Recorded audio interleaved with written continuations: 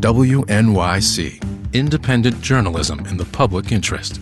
93.9 FM and AM 820. NPR News and the New York Conversation.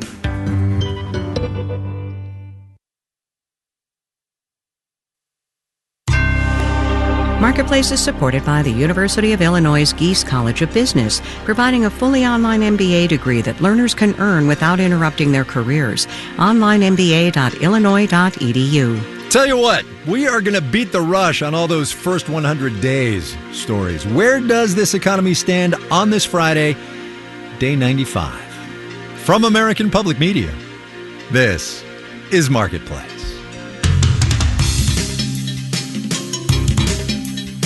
Marketplace is supported by Viking, dedicated to bringing travelers closer to the destination. Viking offers a small ship experience with no children and no casinos. Discover more at Viking.com. And by Certified Financial Planner Professionals. CFP professionals are committed to acting in their client's best interest. Learn more about CFP professionals at letsmakeaplan.org. In Los Angeles, I'm Kai Ryssdal. It is Friday today, the 25th of April. Good as always to have you along, everybody. Day 95. It is a hair over 3 months. On with it. We are going to get Sudeep Reddy's at Politico. Catherine Rampell is at the Washington Post. Hey, you two. Hey, Kai. Hey, Kai. Catherine, you get to go first on this no-notice question. Where does this economy stand on day 95? Teetering on the brink, I guess. If you look at the hard data so far, things look okay, like consumer spending and things like that. But then you look at how people feel about the economy, what their plans are for the economy, whether businesses say that they can invest in this economy, and it's a much uglier picture. Sudeep, same question. I have to agree with Catherine here. We are would have been news if you didn't, pal. Would have been news if you didn't. We're at a turning point, and we often talk about how monetary policy works with a lag. Well, tariff policy works with a lag as well. It's just not as long and not as variable, but there is a lag, and we're going to see the effects of that very soon. The dizzying nature of where we are and the dizzying nature of what American companies are dealing with right now is going to ripple through the economy. So we're not in a great place, but we're not in a disastrous place yet. So let's talk, Catherine, about some stuff we got this morning. Consumer sentiment. First of all, consumers are cranky. They've been cranky for a long time. That's fine. But as we know, how they're feeling doesn't affect their spending. But here's the thing that really got me. We consumers think inflation's going to be at 6.5% by the end of the year. That is, if not catastrophic, not really very good at all. No, it's the worst number, the highest number in terms of inflation expectations since 1981, when inflation was itself much, much higher than we are seeing today. So that's very disturbing. There's a lot of concern in those data, in this consumer sentiment data also about deteriorating job prospects, deteriorating income prospects. There's a lot that consumers are worried about. It's largely driven by the trade wars and the tariffs, but it's not exclusively driven by those things. And I think consumers are right to be concerned because, as you point out, we don't know what the tariffs are going to be from day to day or minute to minute, and nobody can plan. Sudeep, the other thing in this data that really hit me was that 44% of consumers think we're going to be financially worse off in a year. And yet, and this goes to the lagging data, right? The markets are calm-ish today. The White House says everything's fine. Are consumers smarter than the White House and smarter than the markets? We will see. A lot of consumers take their cues from the mood that's generated by the markets, and it's been an up and down mood. That is also what happens in these moments of tremendous volatility. People start to think, oh, maybe things are going to be okay. If we take another leg down, then it's harder to recover from each of those, particularly when actual economic conditions are changing. The signs are all there in the what's going to happen in the ports on the West Coast, what's leaving China on ships. The signs are all there that the economic hurricane is coming, and we're just waiting for it and thinking, well, maybe it will change course, but there's not a whole lot right now that's suggesting it is going to do that. All right, Catherine Rampell, we're going to get to something that we talked about before the gong. You and I were chit-chatting, and Sudeep, we were all sort of kibitzing. And one of the things we talked about were all these secret deals that President Trump says he has made trade-wise. He says he's talking to the premier of the president of China, President Xi, and China says, no, that's not true. I will put this as delicately as I can. How can we believe anything on trade coming out of this White House when plainly the president is not telling the truth? Well, it's a really bad situation when the public should probably be trusting the Chinese leadership Right. more than American leadership in public comments about the state of global affairs. That in and of itself is kind of worrying. But yeah, we cannot trust this administration when they're talking about tariffs. We can't. First of all, I think they don't know what their objectives are, right? And from day to day, those change. Is it about raising revenue? Is it about actually through tariffs? Is it actually about using tariffs as a negotiating tool to open up markets and the tariffs are going to go away? There's a lot of contradictory messaging, I think, because there isn't a lot of clear thinking within the White House about these issues. And then you think about how other countries are responding to this. It's very difficult to negotiate with someone who does not know what they want and potentially is misrepresenting the state of play so far. The Chinese government said it was fake news. Right. That a deal was imminent. But, in the meantime, the markets recovered somewhat because they heard about this sort of vaporware of a deal, and the news cycle moves on. Sudeep, I don't know if you saw this across the wires a little while ago. President Trump, on his way to the Pope's funeral, said to reporters on Air Force One, he was asked, what do you want out of a China trade deal? And what he said was something substantial. So as Catherine said, this is vaporware. There's nothing to wrap your arms around. And I don't care if you're Japan or South Korea or the Europeans or the Chinese, you can't negotiate with nothing. That's right. And the remarkable thing about this moment is that American businesses for 15 or 20 years have been clamoring for more from the White House to put pressure on China for fairer trade, to prevent IP theft and intellectual property theft.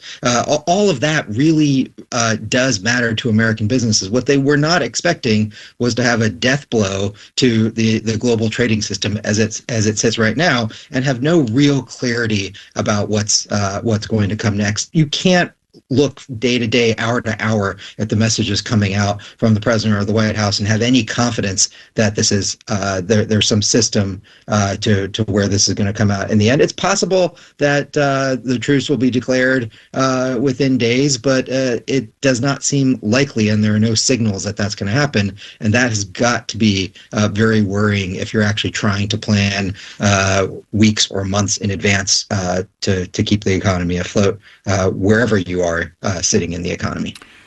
Catherine Rampell, last question to you. You said we're on the brink. It's not looking very good. It's worth a mention here that given our fiscal situation, lots of debt, and given the risks of inflation with a stagnant economy, Congress isn't going to be able to help us, and the Fed's not going to be able to help us. Congress doesn't seem keen on helping us, yes, right? Fair point. Congress wants to increase deficits quite a bit more through tax cuts and some budgetary games that the Senate in particular is playing right now, which I'm sure listeners will hear a lot more about in a couple of months. But the Fed, I think, wants to help.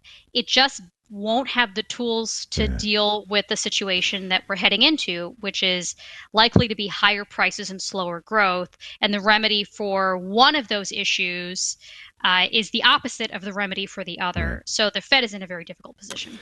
Catherine Rampell in Washington from the Washington Post, and Sudeep Reddy at Politico on day 95. Gang, thanks for your time. Have a nice weekend. Thanks, Guy. Thanks, Guy. See ya. Wall Street to end the week. It was calm-ish. We'll have the details when we do the numbers.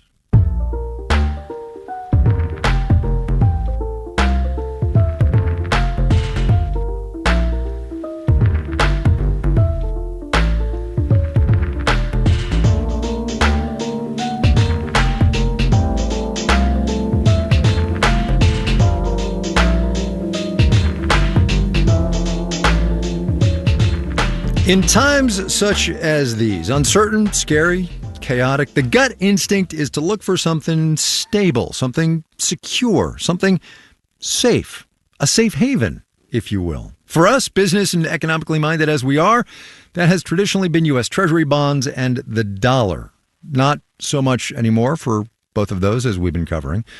But there is one investment that's been solid, the asset that people have been taking to the bank since before there were banks. Gold has been on a steady march upward since January, hit an all-time high this week, in point of fact. So at a moment when nearly everything else is looking so dull, why is gold so shiny? Our special correspondent Stacey Vanek Smith has the story. In the heart of New York's Diamond District, in a little second-floor shop, Oshri Reuven is sifting through some of the business that has come in this week. On the desk right now, I have assorted type of jewelry, an earring that went missing, a lot of different cool rings. This ring here had a gold coin inside. So Reuven owns Global Gold and Silver, which buys up gold jewelry and coins and trinkets from people and sells them, mostly to be melted down. There's a beautiful charm bracelet here with a lot of cool charms, shoes, horseshoes. A little typewriter. The typewriter. Reuven's business has doubled in the last 8 weeks. People are flocking to his shop, hoping to cash in on this moment. Maybe 20 minutes ago, a gentleman brought in a watch that was 18 karat, that was dismantled. And this is the moment to cash in. Gold prices have risen almost 30% this year, which means each of the little plastic containers brimming with jewelry sitting on Reuven's desk is worth a lot. This is like thousands of dollars that we're looking at. Yes. I'll even weigh it for you. But you have here, let's see. You have about 191 grams of gold. So a little over $11,000. It's $11,000 in this. This is like one of those very small Tupperwares. Tupperware bin, yeah, exactly. Like a little tiny one. That's it is the size of a block of cream cheese. An $11,000 block of cream cheese. But it is not just jewelry owners cashing in on gold's glow up. Institutional investors and even central banks are stockpiling gold right now. Juan Carlos Artigas heads research at the World Gold Council. Trade policies from the U.S. administration, they have generated uncertainty. And that uncertainty has investors looking for a safe haven. The Trump administration's tariff policies will likely raise prices, push inflation up. And that makes putting money into savings risky because it could lose value sitting there. To say nothing of locking those dollars away for 10 years in a U.S. government bond. And volatile markets mean buying stocks right now is more of a gamble than usual. So where's an investor to turn? Gold has been a safe haven for centuries, right? We estimate that there's more than $250 billion traded in gold every day. That is a really large number, right? Right now, investors are going back to the future, guarding themselves against the ups and downs of policy whims, tariffs, global markets, by stashing their cash in an asset used by pharaohs and Silk Road traders thousands of years ago. Gold is something that right away over the counter you could get paid for it. Meanwhile, at Global Gold and Silver, all of Oshri Reuven's containers full of jewelry have got me thinking about some of the orphaned earrings I have collecting dust in my jewelry box. What about the little gold hoops?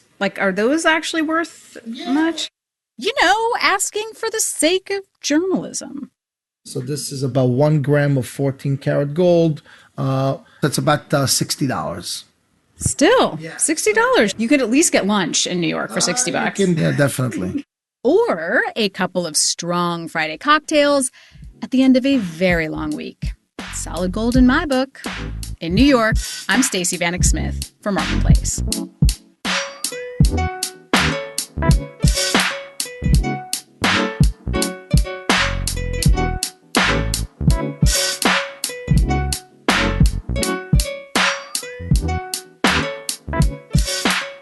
President Trump has said time and time again that his tariffs are going to get consumers and companies to buy American. Consumers and companies here and consumers and companies abroad. And one of the industries he's mentioned is cattle ranching.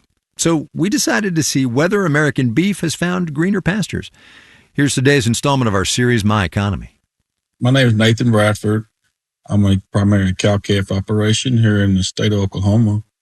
I'm the owner and operator of G-Line Ranch. So pretty much all my life, I've been ranching. We finally bought our first ranch in about 2003.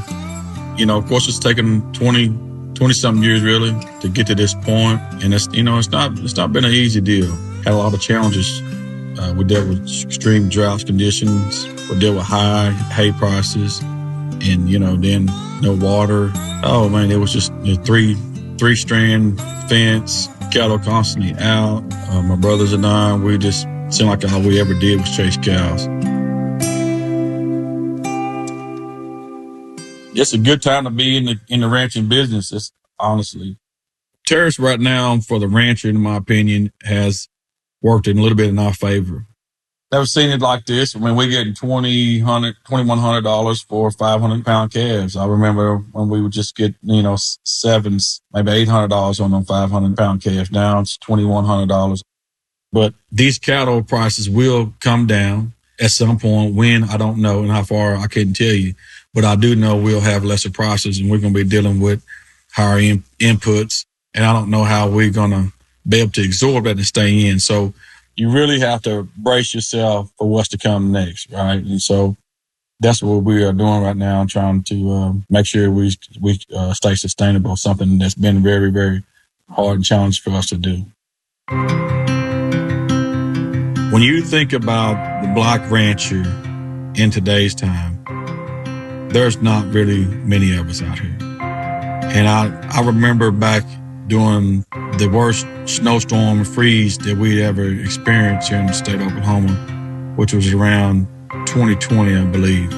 My kids, we had heifers calving out and in the snow and in the freezing, and they stood their ground. They made it happen during a pandemic. And I just think about, my daughter and my wife in the house, keeping everything warm. And when you look at the experience and the knowledge that a Black family that I have that done that, there's not a lot out there with that kind of experience. And so it's very important for me to make sure that we are trying to build something that's going to be sustainable, because at the end of the day, we could be the last Black ranch. Nathan Bradford, G-Line Ranch, near Boley, Oklahoma. Tell us about your economy, would you? Marketplace.org.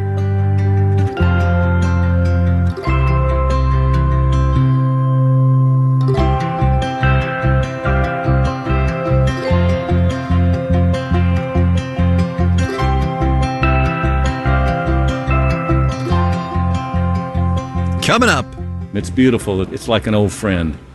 I feel like I should pull over and give it a kiss. Loose lips sink ships. First, though, let's do the numbers.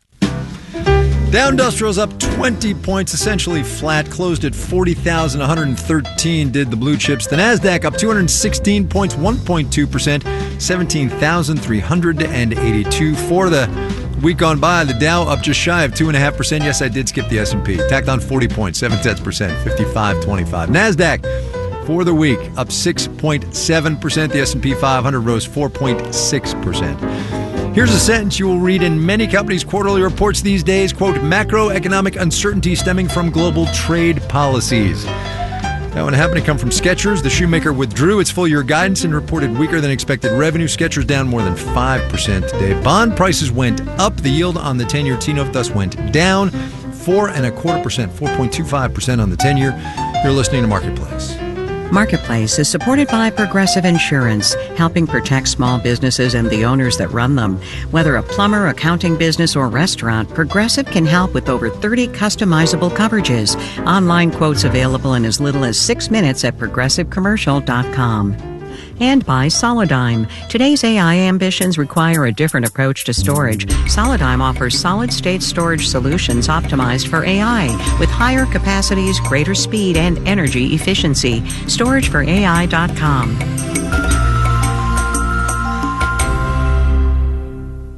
On the next Radio Lab, the story of a piece of plastic we don't think about very often. The cassette changed everything. The cassette tape. Cassette tapes were absolutely central in the Iranian Revolution. The impact on China was just utterly profound. I mean, you can draw a clear line from the cassette to the internet. No. Absolutely. Join us for the second episode in our 4-part series, Mixtape. Tomorrow at noon on WNYC. With the WNYC app, you can listen to WNYC Live, catch up on podcasts, and read stories from Gothamist and NPR. Download it now at wnyc.org/app. You're listening to Marketplace on WNYC. In the 7 o'clock hour of All Things Considered, many of New York's bodegas feature popular residents, cats. They help keep vermin out and invite customers in. They're popular on Instagram, but they're also not legal. We're going to take a look at that and much more at 7 o'clock. Stay tuned. This is Marketplace. I'm Kai Ryssdal. Alphabet reported quarterly profits yesterday. Google, of course, is its biggest name subsidiary.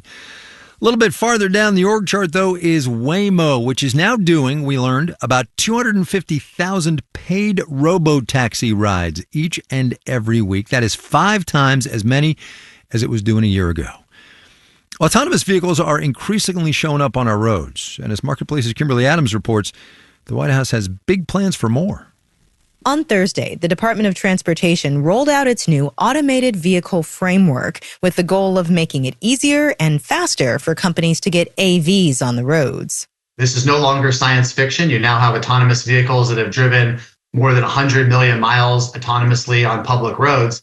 Jeff Farah is CEO of the Autonomous Vehicle Industry Association. He says 25 states representing more than half the U.S. population have AV regulations on the books. But what's been lacking is a federal policy framework that clarifies the rules of the road. One of the Department of Transportation's changes in the new framework would expand a program that allowed imported AVs used for research and testing to be exempt from some safety rules. Now, American-made AVs will get that perk as well. Melissa Otto is with S&P Global. We're in an environment now where the focus on autonomous vehicles is looking to be focused much more around U.S. companies based on some of the tariff dialogue that's happening in the market. But even if government and industry are ready to speed up adoption, most people still aren't quite there yet. Only 13% of Americans are saying that they would trust a fully self-driving vehicle to ride in one. Greg Brannon is director of automotive research for AAA.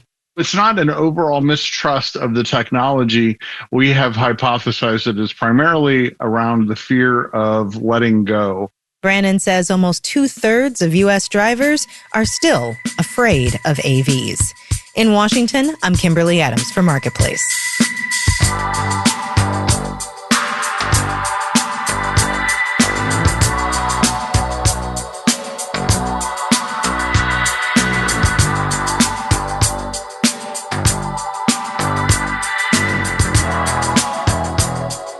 What do you get when you take a 53,000-ton boat that's longer than 3 football fields laid end to end and you sink it?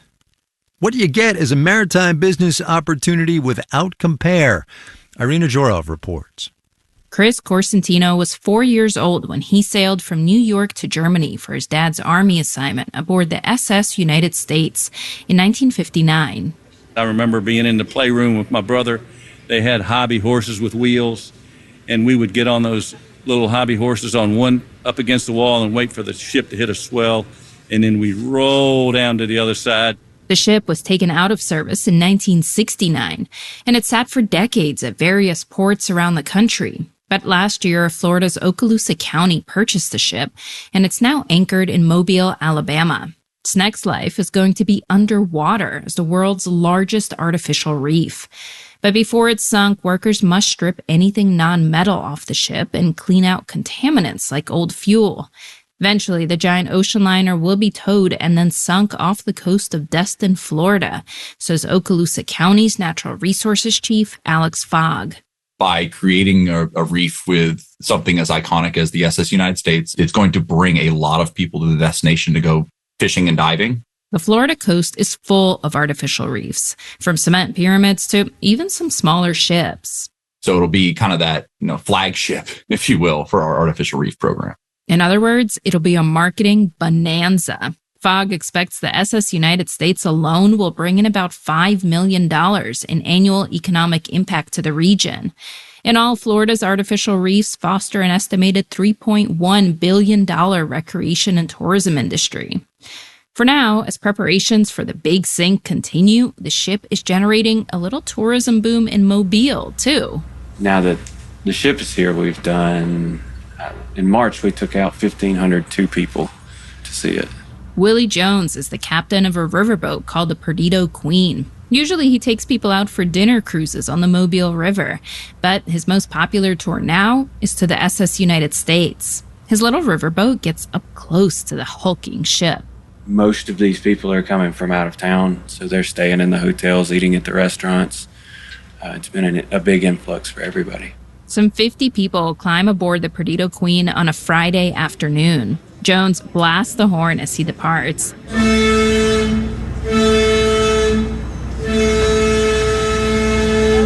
About 10 minutes later, the ship comes into view. John Robitaille is our guide. All right, there she is, the SS United States. 990 feet in length, making her 100 feet longer than the Titanic.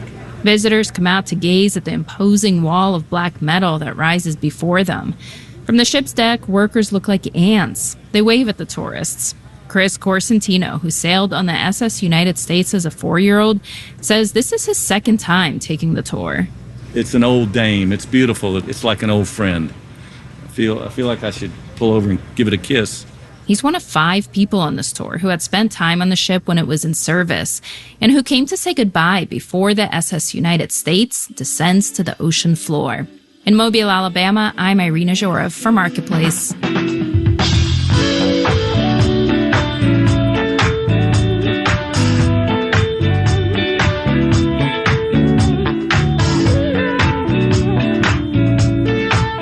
Marketplace is supported by Bitwarden Password Manager. Spring cleaning should also include digital security. Bitwarden is designed to help clean up weak passwords and offer access to all logins across all devices. Learn more at bitwarden.com. And by Mercury. Mercury offers banking and financial software to help businesses send money, create invoices, pay bills, and more, all in one place. Learn more at mercury.com. This final note on the way out today comes to us from the ports of Los Angeles and Long Beach, whence you will remember we did a bunch of reporting in the dark supply chain days of the pandemic, ships at anchor by the dozen down there waiting to get in. Well, come the first week of May, and Sudeep alluded to this at the top of the program, the CEO of the Port of Long Beach, it's 2 separate ports down there, but that's a technicality. Anyway, he says, the Long Beach guy says, that in the first week of May, the whole complex is going to see a 44% drop in container ship traffic from a year ago, which, when you think about it, makes sense because at current tariff rates, there is basically a trade embargo in place between the 2 biggest economies in the world. Our theme music was composed by B.J. Liederman. Marketplace's executive producer is Nancy Fargali. Donna Tam is the executive editor. Neil Scarborough is vice president and general manager. And I'm Kai Ryssdal. Have yourselves a great weekend, everybody. We will see you back here on Monday, all right?